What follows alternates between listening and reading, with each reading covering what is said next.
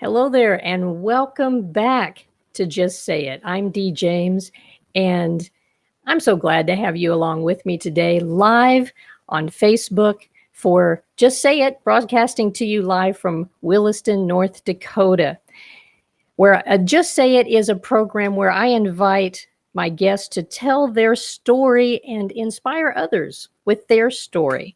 You know, we're living in interesting times, folks, and there's negative events happening in America and throughout the world. So, how do we cope with it all? How do we find freedom from negative experiences that we have no control over? Well, that's what we're going to discuss today. And I'm so happy to have my guest on the program. And I'm going to bring her up on the screen right now. And I want to welcome Grace Kelly. Grace, I'm going to bring you up on the screen.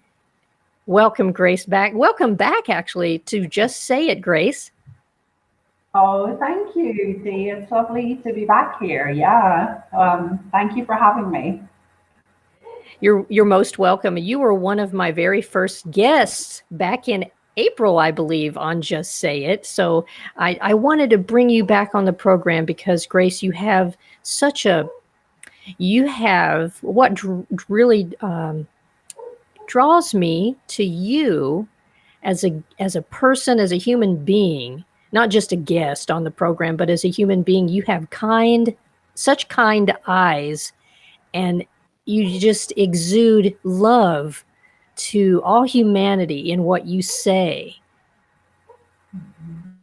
So I Wow. want Well, thank you. you're welcome. So I want folks to just be able to experience that that as well as I do. So Grace Kelly, you're a transformational coach, founder of gracefulcoaching.net, who transitioned from a French teacher in London to a coach in southern Italy. So you're in the boot, you're in the heel of the boot in Italy, Yeah. right? Yes. Yeah. I'm in oh as old as it gets in this part. In a place called Puglia. What's the weather like there today in Puglia? Well, it's strange. We're having thunderstorms. We've never had, well, I've never had a month of June like this, Dee. So it's rainy and it's stormy. But you know what? I come from Ireland, so I'm quite used to this. But I can see the Italians don't like it. So your home country, you're Irish. Yes. Your home country is that's your heritage. Your home country is Ireland. I thought Yeah. that your accent, I kind of detected that Irish accent. Yeah. I've Yeah. lived away for a long time, but yeah, I'm still from Ireland. You're an Irish gal. Well, Grace, in our last visit back in April, Mm. you said that the virus outbreak had caused a halt to the hustle. And I love that term, a halt to the hustle. I borrowed that and I've used it many times since then. It stuck with me. That halt to the hustle, allowing people to slow down and get back in tune with their core purpose and their deeper soul desire around service. Mhm. So, Grace, Italy was on lockdown for how long? 9 weeks roughly. And the it has that lockdown has been lifted for how long? I think we're about week 4 now. Yeah, we lifted about a month ago. Did you just go crazy? Did you just have what did you This, do? What was the first thing you did when that oh lockdown God, was lifted, Grace? I got into so much trouble because the first thing I did was I got up that Monday morning, and I was one of these people. I said I'm going to continue my lovely lockdown quiet life, but I saw myself, I witnessed myself just getting up out of bed on Monday morning and being so excited like a child in a sweet shop and running down to my favorite clothes store. And I ran into the clothes store and I was so happy that it was open again. This is one of my favorite Italian brands that's here and nearby. And I just, I did some shopping. So it was a real indicator again of, whatever we value in life, we live by it.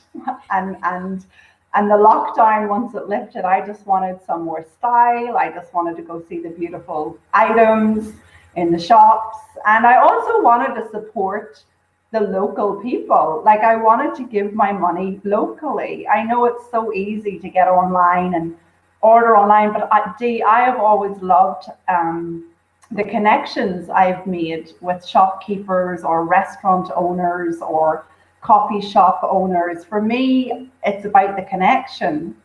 So, it was just a lovely, lovely moment in time where there was a little connection and a little bit of shopping and a little bit of freedom that had come back to the surface. So that was day one. That was day one.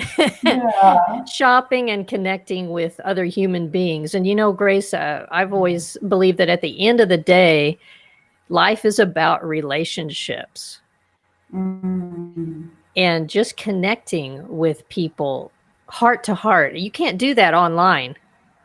No, it's like when you just make when you just, like you say, you place an order on Amazon.com, and you don't get that human experience. That's right. So good. Well, Grace, I wanted to ask you, how has this whole scenario transformed you? You say that the fast-paced, urgent, insecure mode was part of what got us into this in the first place. When you talked about the halt to the hustle, that slowdown has kind of been what we needed. So Grace, has your life evolved into a slower pace because of all this?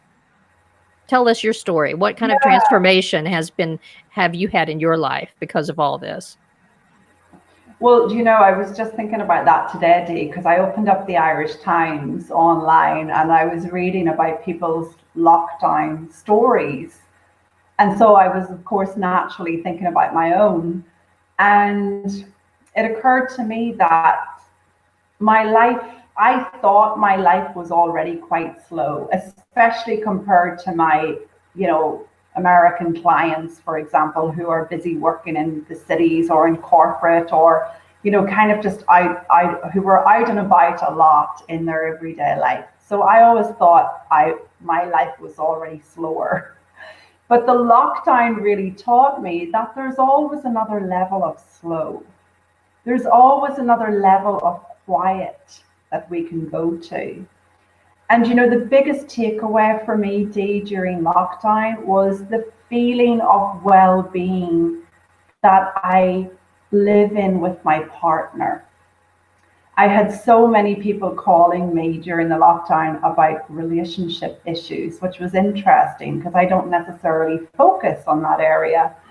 But as I was listening deeply to people and to clients and friends and the problem with relationships, it just brought it home for me, just the lovely feeling of well-being day to day that, we were quite content just in our own company. And I would have sworn before the lockdown that I needed external stimulation and we needed as a couple to be out and to be mingling with others. So not true. The lockdown taught me that's just more made up thinking that we can get into. And so I have a whole new appreciation for where I am in terms of my relationship and my ability to be even slower and even quieter than before.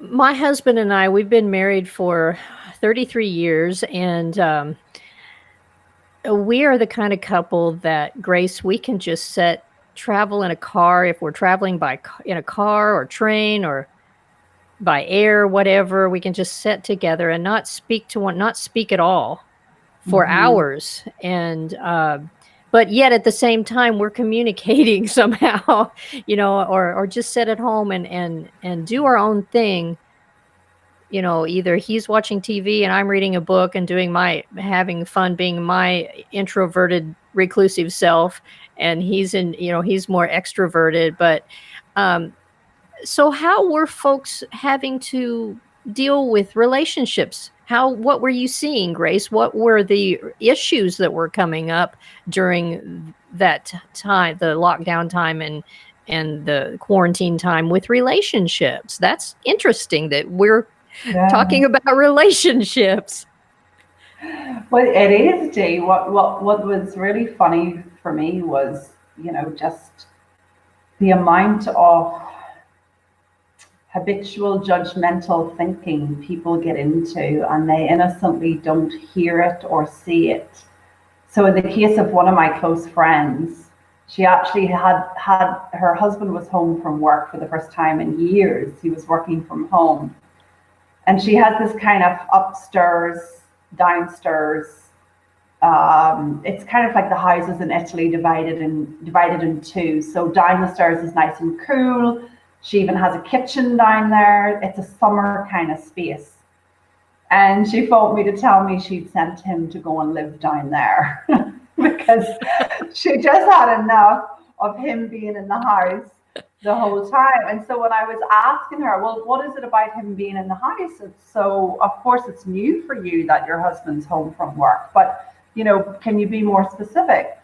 And what it really came down to was, she and many others, and we're all privy to this, was just listening and listening and listening to the judgmental noise. It just got more and more revved up, expectations on one another, shoulds and shouldn'ts, things that I think couples started having to hear now that they were in close proximity, and sometimes for the first time in years.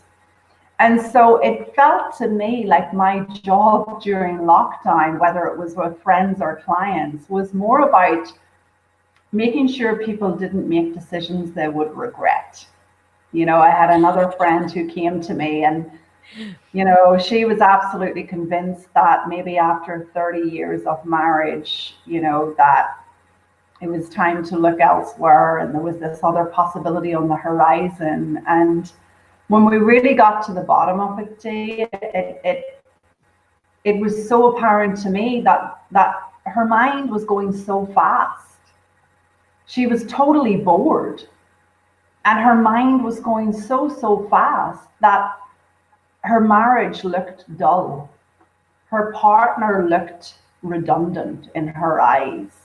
And so the possibility of another person was exciting and was her mind was just going there. So again, when we don't see that it's our revved up judgmental thinking that's generating an experience of judgment and boredom and dissatisfaction, we automatically just assume changing partners or getting rid of the partner or it is the answer. And so I felt like during lockdown, I was sort of having to help people just see that more deeply where their experience of the relationship was really coming from. And that was joyful for me to do because, I've been through all of that in my own. Someone once told me, do not make a permanent decision for a temporary problem. Mm-hmm. As you said, talking about relationships. So that must have been very rewarding for you, Grace, to do some coaching in relational coaching. Yeah, it was, and again, it was easy for me because I too in the past had been so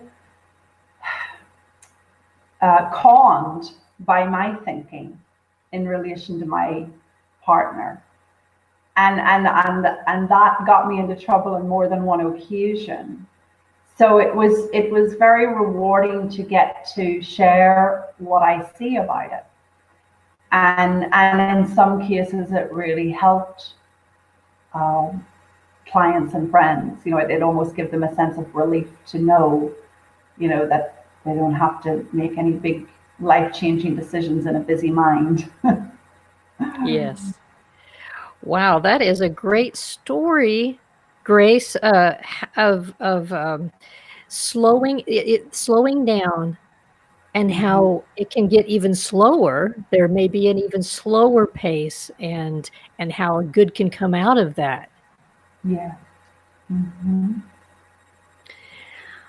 On your Facebook page, Grace Notes, you posted a video earlier this month, Grace, about how to help humanity at this time, and you say, "It is disheartening what's going on in the world.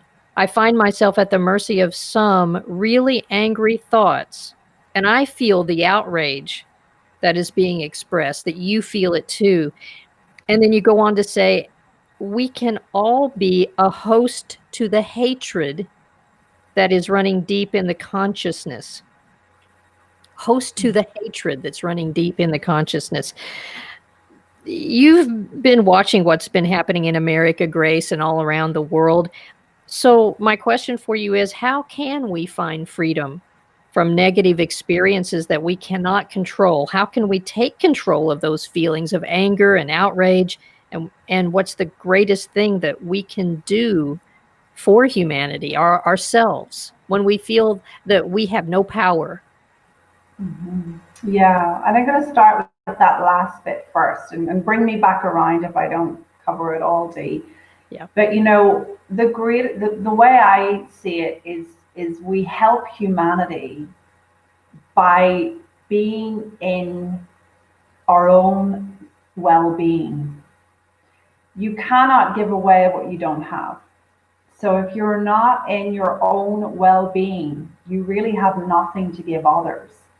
And it looks to me like it's people who are not living in their well-being that are out in the world creating chaos.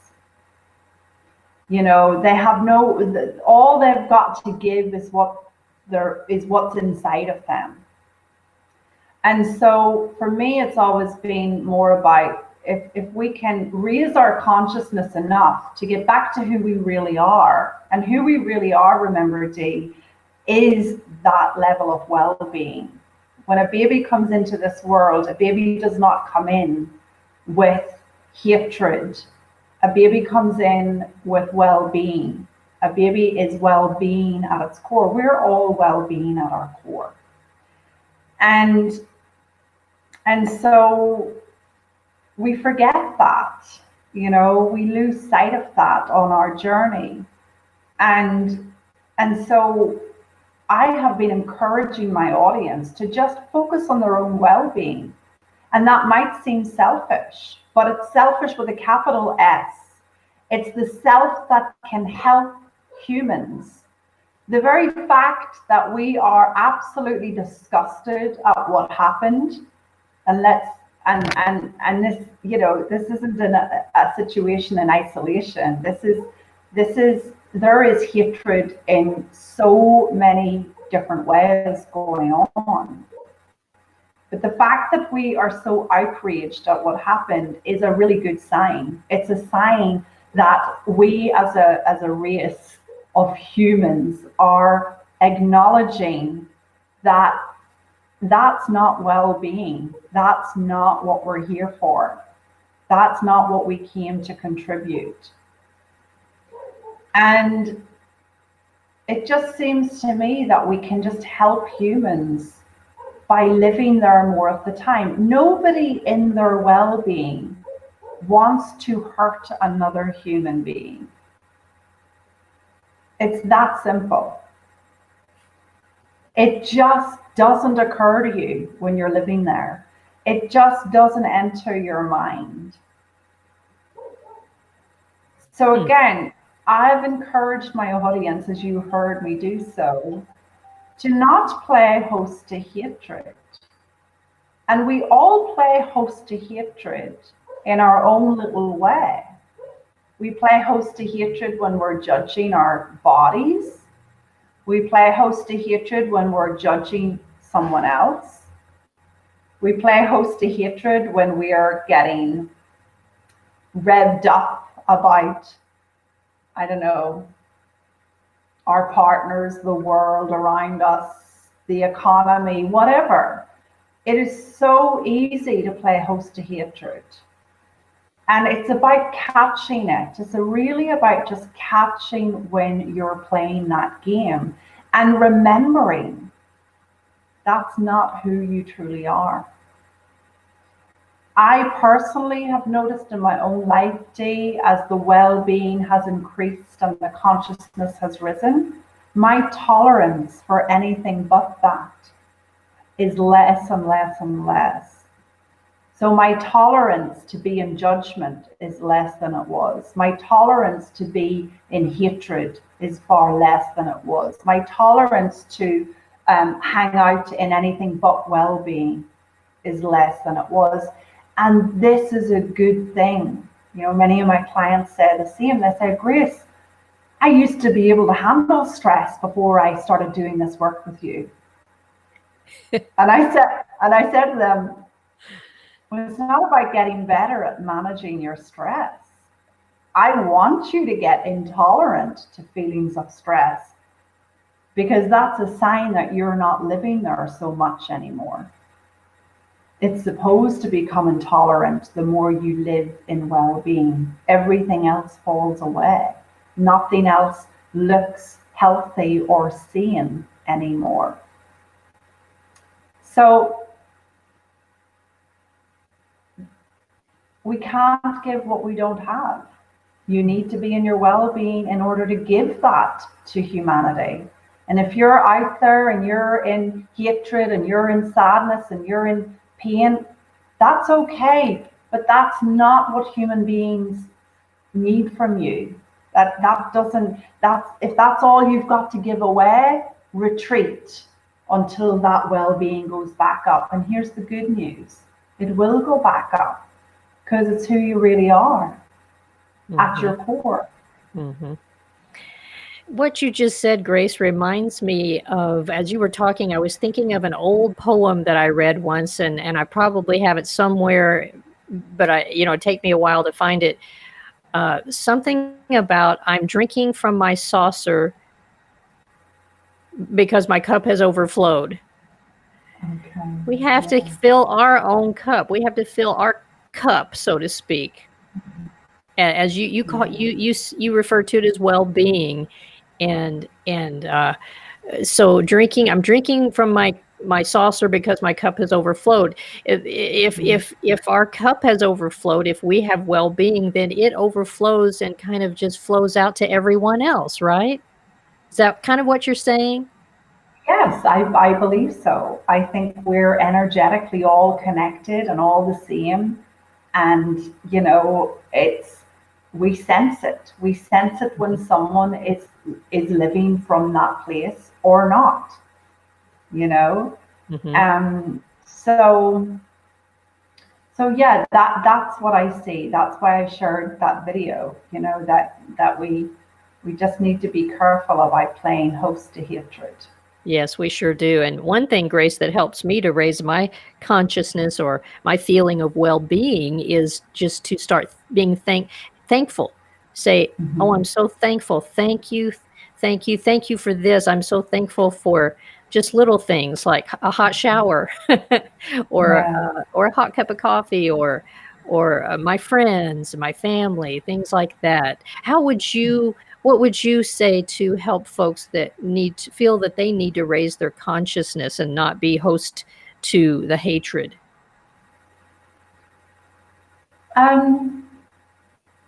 What's really helped me raise my consciousness beyond anything else has been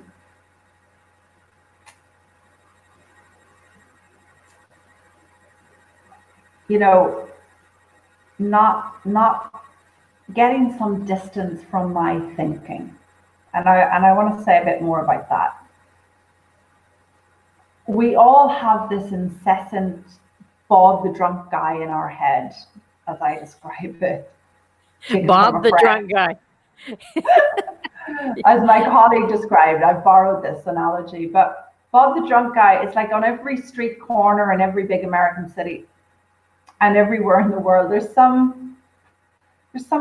just some man sitting there drinking the head of himself. He's got a bottle of whiskey going and he's shouting obscenities all over the place. And we sort of look at him and think, oh God, thank God that's not my life. And we keep walking. Or we might look at him and give him a couple of dollars, or we might, I don't know what we might do. But we certainly would not go over and ask him for advice. And yet, there is a Bob the drunk guy in our head screaming obscenities all day long. Judgment, just noise, comparison, not good enough. And when we don't know that that's Bob, we keep listening. And we even go to him and ask him what he thinks and tell me more. And we listen more intently to our insecure thinking, not realizing that it is literally Bob going off on one after a bottle of whiskey. So I have been very grateful to have gotten a little bit of distance, to know the difference between when Bob is speaking and when wisdom is speaking. To know the difference in feeling between Bob giving me advice and wisdom giving me advice, or spirit giving me advice, or grace with a capital G giving me advice, however you wanted to describe it. So that alone has helped me and my clients raise in consciousness. And it's also allowed for deeper feelings of well-being, Dee. Feelings of not wanting to hurt others or myself. And I was thinking about this recently because, us Irish, we love to tell stories and we love to have a gossip and we love to talk about people. And sometimes I can, if I'm doing that from a nice feeling and I'm telling a good story about somebody, that's great. But a couple of times, if I've caught myself doing that from a Bob feeling, like a judgmental feeling, I have really noticed this feels off. Kind of makes you feel icky. Feels icky. You start to get intolerant to that. And so it's knowing the difference. It's really knowing the difference between, who's speaking, sorry, that's my dog. Who's speaking, like, where is it coming from? And that alone helps us raise our consciousness, because the moment you know it's Bob, the moment you feel icky, you stop. Mm-hmm. You just become intolerant to that crap. I'm not saying it goes away overnight. I'm just saying you just stop, because it's like, that's not raising me in well-being. It's actually taking me down. So for me, that's been the most helpful conscious raiser, is like getting a little bit of distance from the insecure thoughts, knowing the difference between insecure thoughts and wisdom, and just understanding, very simply, most of what goes through our head is absolute crap and should not be paid attention to. It's just content. It's just content. That's interesting. Most of what goes on in our head is just content. We should think on things that are good and give us feelings of happiness and joy and things that are positive. Would you agree, Grace? I would, but if you're having a hard day, have you noticed that it's really difficult to think like that? Mm-hmm. Like, if you're in a low mood, you don't naturally think that way. Mm-hmm. But the good news is, you're designed to go back up into the happiness, into the well-being, into the good mood. you know? And when you do, those feelings of joy and gratefulness, they reside there. You don't have to do anything to get there. You just hang out in that feeling. Mm-hmm. But when we're in a low mood, and this is where we have to be really compassionate with ourselves, when we're in a low mood, um, we just we're just more in the habit of judgment and noise and insecurity and fear and just Bob, you Mm-hmm. know. And we Mm-hmm. have to be patient with ourselves there. Now, here's the good news. If you know that that is going on, the game's over. The elevator is designed, if you don't mind me calling it this, the elevator of consciousness. The elevator of consciousness is designed to go back up. So you just have to know that this is what's going on. As soon as you see that or hear that or you notice that Bob is in the driving seat, you fall out of it and you go back up into well-being. And what's up there is joy. Mm-hmm. Is that That's so making sense at all? Yeah, that's so encouraging to me. Excuse me. That's so encouraging to me, Grace, because when you say we're designed to come back up and let our cork float, so to speak. That's the human design so we can be encouraged that we'll come back up. Yeah. We're not Yeah. going to stay down. Our cork's not going to stay down below the surface forever. Yeah, that's right. It's temporary. I Mm-hmm. think what I notice a lot for my clients, and this was me in the past before I knew about thought, I see them getting really scared when they're in a low mood, like it's going to last forever, and they need to pay a lot of attention to the content. But when you're in a low mood, you don't want to pay any attention to the content because the content's bloody awful. It's judgmental, it's comparative, it's beating you up with a stick, it's making you run to the fridge, it's making you run to the bottle of whiskey. It's awful. You do not want to pay attention to the content when you're in a low mood. And unfortunately, a lot of people don't realize that. They didn't know that content is Bob. So, I'm kind of on a mission to just really help people know this because it's the most helpful thing I've ever learned. and and you are learning something that I learned as a teacher, history teacher years ago, is that teaching is learning twice. And it sounds like that as you coach others, you are learning yourself. Yeah, it's the best job in the world. Yeah, some days I could go on a call in a low mood that day, and by the time I'm finished that call with a client, I'm back up because it's just this is the faith I have about we're designed for well-being. I see it every time. If we get out of the way, if we're present, and we get out of the way, we just come back up. And so there's no easier way, at least in my life, to do that than to be present with another human being and be in the experience of coaching in such a deep, transformative way. Doesn't matter what mood I'm in. Grace Kelly, it's been so rich talking to you today on Just Say It. And it's been a kind of a quiet session or edition of Just Say It today. And if you're listening live or even on the replay, I invite you to post a comment and tell us where you're viewing from, where you're watching from, or if you have a question for Grace or just a comment. We'd just love to just know that you have joined us either live or on the replay. That would be great.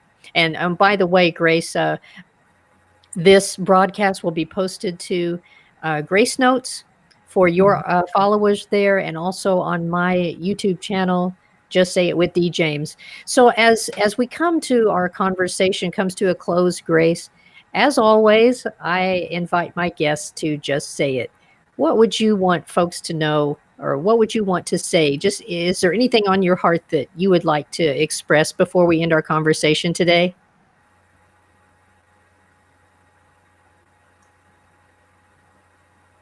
There's a lot of things, but I'm going to go with just something that's really helped me. And that is,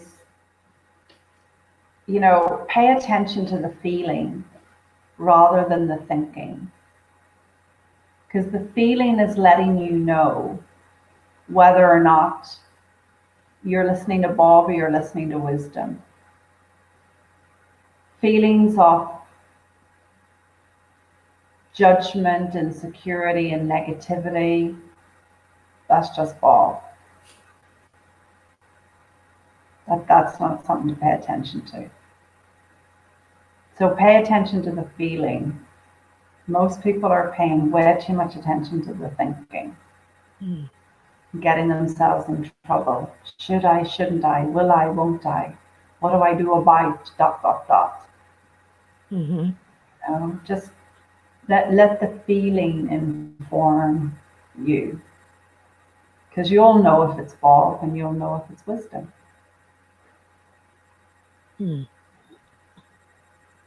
Great. That's wonderful, Grace. And I just want to thank you again so much for joining me today on Just Say It. It's been a pleasure to have you on the program once again. You were one of my inaugural guests back in April. That's right. Yeah. Thank you so much, Dee. Yeah, it was lovely to be one of the first, and it's lovely to be back. And those flowers, by the way, are those real flowers on in the room behind you? No. Can you see them? I can see those. They look real. They're just a nice bit of decor. Okay, well, they are beautiful. You have a great day, Grace, there in the boot. You're in the southern part of Italy, down in the heel. The heel of the boot, where you say that you've got rain and thunderstorms today. And we need some of that here in North Dakota, because we are really dry. So we could use some of that. Send some of that our way, all right? We will. Thank you so much, Dave. Thank you for joining me. Bye-bye for now, Grace. So we'll talk to you again soon. Bye-bye. Bye.